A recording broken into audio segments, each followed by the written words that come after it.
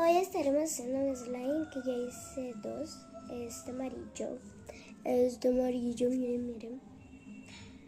Quedó espectacular. Y este que ya se me está secando, pues le he hecho colbón, pegamento. Y lo está por esta parte. Y hay que hacer el slime rápido. Bueno, primero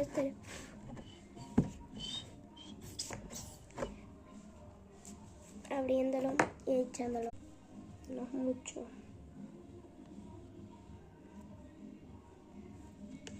Uy, le eché creo que mucho. No. Ahí. Esta le echamos la témpera pintura. No mucho porque después te queda muy negro. Uy, le eché una gotota.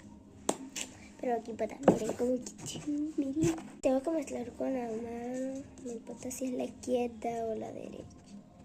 Miren cómo quedó. Bueno, así está quedando. Entonces le echamos gel, pero ahora porque no puedo ver.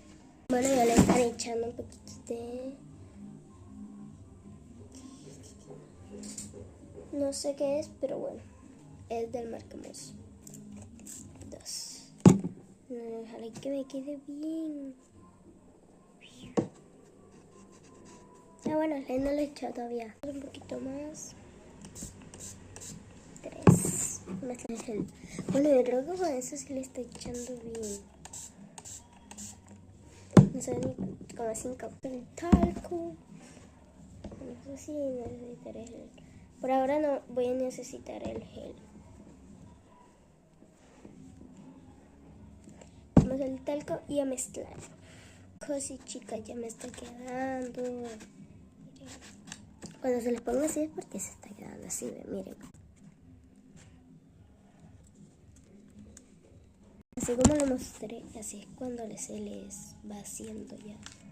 Hay que mezclarlo bien.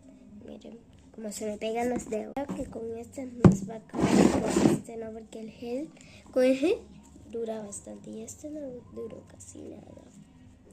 Miren. No se pega en el pelo, miren. No, sí se pega. Ay, sí se pega, chicos. Bueno, no me pegué tanto, me pego casi.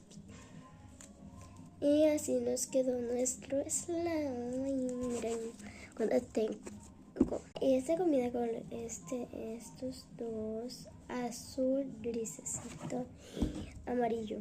Bye, se los mostraré. 1, 2 y 3. Bye. Los amo.